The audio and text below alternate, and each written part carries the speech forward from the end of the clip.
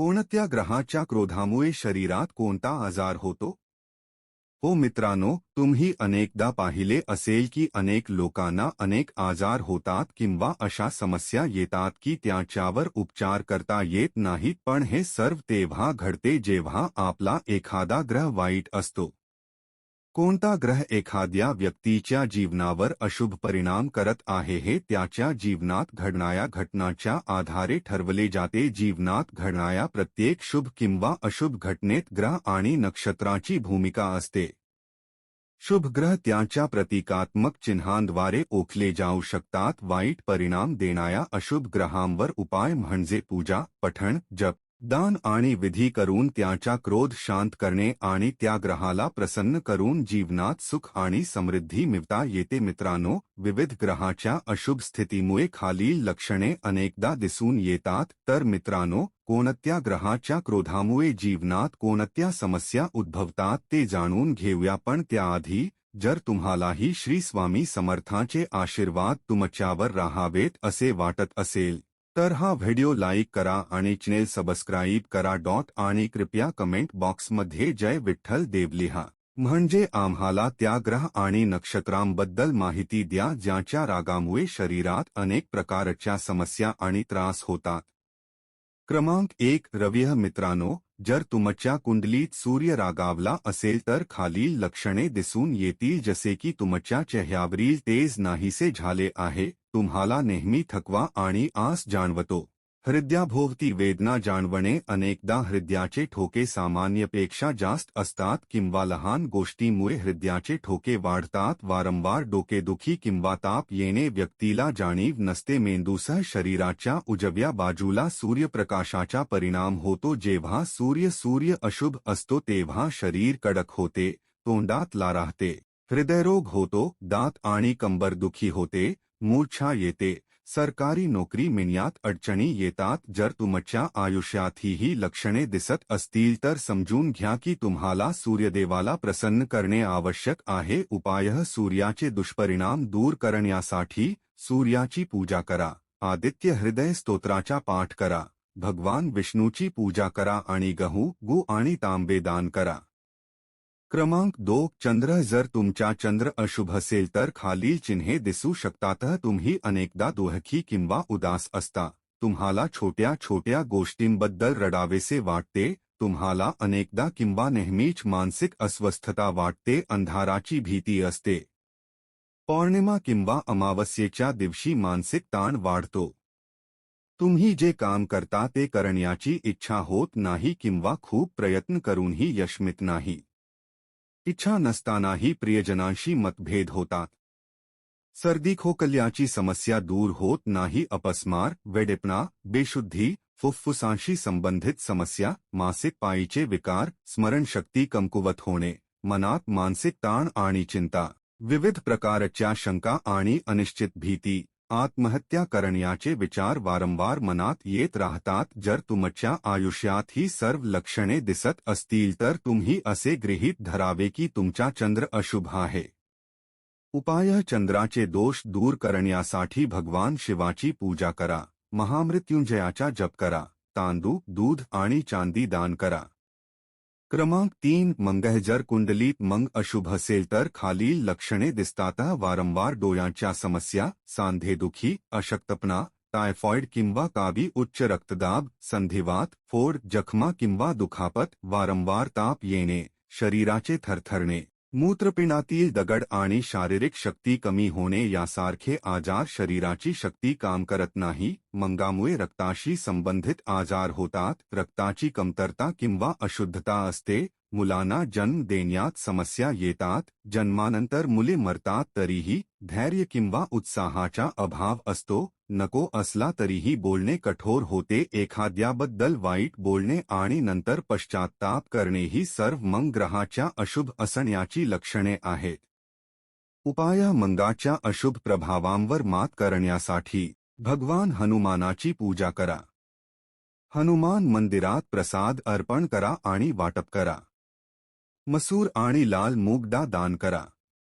क्रमांक 4 बुध जर तुमचा बुध वाईट स्थितीत असेल तर त्याची खालील लक्षणे आहेत. अडखणे, वारंवार उचकी येणे किंवा बोलण्याशी संबंधित कोणत्याही प्रकारची समस्या, कर्जबाजारी होणे, शेजाऱ्यांसोबत राहणे, मज्जासंस्था कमकुवत होणे, मनाचा वारंवार गोंध होणे, वास घेण्याची क्षमता कमी होणे, अकाली दात किडणे, मित्रांसोबतचे संबंध बिघडणे, परिस्थिती अशुभ असल्यास बहीण, मावशी आणि मामी यांना त्रास होणे, नोकरी किंवा व्यवसायात नुकसान होणे, लैंगिक शक्ती कमकुवत होणे ही एक निरुपयोगी बदनामी आहे. आपण बहुतेकदा डोंगरा भागात एका कोपऱ्यात एकाकी घरात फिरत राहिले पाहिजे जिथे घर नाही. ही लक्षणे पाहिल्यावर जीवनात हे समजून घेतले पाहिजे की बुध ग्रह निराशाजनक आहे. उपाय बुध ग्रहाचे दुष्परिणाम दूर करण्यासाठी दुर्गा सप्ततीचे पठण करा, दुर्गा देवीची पूजा करा, संपूर्ण मूग दान करा. क्रमांक 5 गुरुग्रहाची वाईट स्थिती असल्याची लक्षणे खालीलप्रमाणे आहेत. कोणत्याही कारणाशिवाय बदनामी होणे म्हणजेच दुसऱ्याचा दोष तुमच्यावर येणे, श्वसनाच्या समस्या, पैशाची चोरी, प्रेमात अपयश येणे, वाईट स्वप्ने पडणे, शुभ कार्यात अडथळे येणे, उत्साह आणि ऊर्जेचा अभाव, कठोर परिश्रम करूनही अभ्यासात अपेक्षित निकाल न मिळणे, यामुळे श्वसनाच्या समस्या, सच्या समस्या, फुफ्फुसात वेदना इत्यादी समस्या उद्भवतात. दमा, मान, नाक किंवा डोके दुखणे देखील होऊ लागते. आमाश, पाठीचा कणा दुखे, बद्धकोष्ठता, रक्त विकार, कान दुखणे, पोट फुगणे, यकृताच्या समस्या इत्यादी ही सर्व कमकुवत ग्रह गुरुची लक्षणे आहेत. अशी लक्षणे दिसल्यावर गुरुग्रहाला शांत करण्यासाठी ताबडतोब उपाय करायला हवेत. उपाय गुरुचे दोष दूर करण्यासाठी गुरुची पूजा करा, हरिवंश पुराणाचे पठण करा, राजी ग्रहाची पूजा करा, हरभरा डाळ किंवा सोने दान करा. क्रमांक 6 शुक्र जर तुमचा शुक्र अशुभ असेल तर खालील लक्षणे दिसून येतील. वारंवार त्वचारोगांनी ग्रस्त असणे, दुसऱ्याच्या संपत्तीची आस असणे, लैंगिक आजारांनी ग्रस्त असणे, कर्जबाजारी असणे आणि कठोर परिश्रम करूनही आर्थिक लाभ न मिळणे, मूत्रपिंड दुखणे, पाय दुखणे इत्यादी आजारांचा नाश करा. ही सर्व लक्षणे दिसल्यास शुक्र ग्रहाला प्रसन्न करण्यासाठी उपाय करावेत. शुक्राचे दोष दूर करण्यासाठी लक्ष्मीची पूजा करा, महिलांचा आदर करा, विधवांना मदत करा, तूप, दही आणि कापूर दान करा. क्रमांक 7 शनी जर कुंडलीत दुहेरी शनी असेल तर जीवनात खालील चिन्हे दिसून येतील. नोकरी आणि उत्पन्नात घट, समाजात आदर कमी होणे, अचानक आजार होणे आणि बराच का बरा न होणे, कुटुंबात अपघात किंवा अचानक मृत्यू, कामावर इतर कर्मचाऱ्यांशी मतभेद, प्रत्येक कामात विलंब होणे, कानाच्या नसामध्ये ताण येणे, अकाली केस गळणे, फुफ्फुसे आकुंचन पावणे आणि नंतर श्वास घेण्यास त्रास होणे. जेव्हा हाडे कमकुवत होऊ लागतात तेव्हा सांधेदुखी देखील उद्भवते. रक्तातील अशक्तपणा आणि दुर्गंधी वाढते. पोटाशी संबंधित आजार किंवा पोटफुगी, डोक्याच्या नसामध्ये ताण, अनावश्यक चिंता आणि घबराट वाढते. ही सर्व लक्षणे दिसल्यावर शनी महाराजांना प्रसन्न करण्यासाठी त्वरित उपाययोजना कराव्यात, कारण जर वेळेवर उपाय केले नाहीत तर शनी हा सर्वात क्रूर ग्रह मानला जातो. त्यामुळे एखाद्याला मोठे नुकसान सहन करावे लागू शकते. यावर उपाय म्हणजे शनिदोषापासून मुक्ती मिळविण्यासाठी काया घोड्याच्या नालापासून बनवलेली अंगठी घालणे आणि लोखंड किंवा उडद दान करणे. क्रमांक 8 राहू जर राहू तुमच्या आयुष्यात कमकुवत असेल तर तुम्हाला खालील लक्षणे जाणवतील. निद्रानाशाचा त्रास, कोणतेही काम करण्यात रस नसणे, नोकरी गमावणे, भयानक स्वप्ने, विशेषतः सापांचे वारंवार स्वप्न पडणे, कुटुंबातील सदस्यांशी अनावश्यक मतभेद, तुमच्यापेक्षा कमकुवत शत्रूही तुमच्यावर वर्चस्व गाजवतील.